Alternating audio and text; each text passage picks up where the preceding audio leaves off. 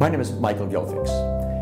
I went to law school in 1970 to make a difference. I believed then, as I believe today, that there are many communities that are underserved, that need legal assistance, and attorneys who really understand what those needs are.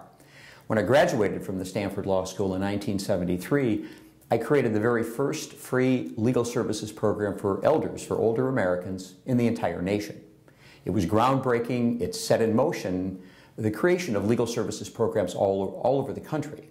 I actually traveled around the country to proselytize, to get other communities to set up such programs. I ran that program very successfully for about 10 years. In 1983, along with my spouse, Myra Gilfix, we created the firm that is today known as Gilfix and Lepole Associates. At that time, again, it was one of the very first, if not the first, private firm devoted to the needs of elders, not just doing traditional estate planning, but really going into the needs that real people have. Worries about the cost of long-term care, just the very human needs that everybody has. Taking a more personal look at legal needs. In 1988, we created an organization, a national organization, called the National Academy of Elder Law Attorneys.